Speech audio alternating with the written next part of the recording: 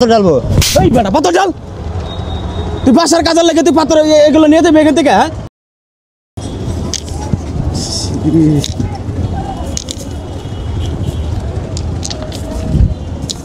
এই ভাই কি করেন এগুলা?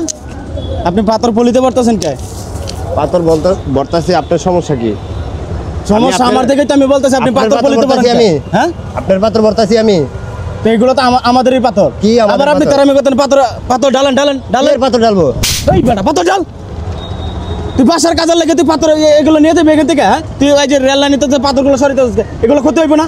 এগুলো কার সম্পদ? এগুলো তো আমাদের মতো মানুষের সম্পদ, সাধারণ মানুষের সম্পদ না। এগুলো কেন ক্ষতি করতেছেন? এগুলো জানেন এগুলো জানেন মিয়া?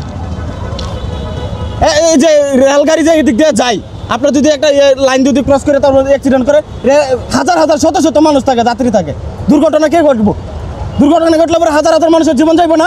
এর জন্য দায়ী কে? আপনার মতো মানুষের না? আপনি নিতেছেন তো এক ফুটলা, আরেকজনে নিব আরেক ফুটলা, এবং নিজে নিতে তো পুরো রেল লাইন খালি করে লাইতেছেন আপনারা। হ্যাঁ এগুলো নিজেরা বুঝেন না, নিজের সম্পত্তি বুঝেন না। এগুলো আপনার যতটুকু অধিকার আমার অধিকার আছে, পুরো দেশের নাগরিকের অধিকার এটা। আবার বলেন আমার কি সমস্যা? সমস্যা আমার মতো মানুষের হাজার হাজার যাত্রী সমস্যা।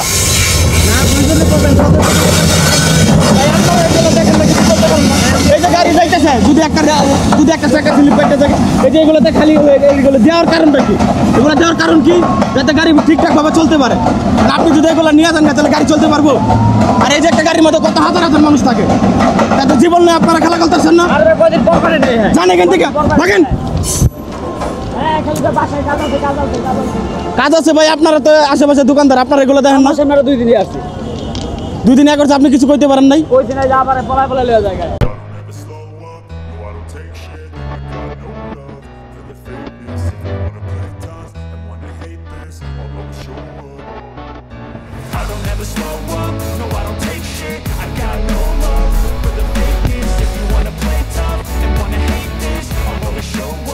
Make a statement.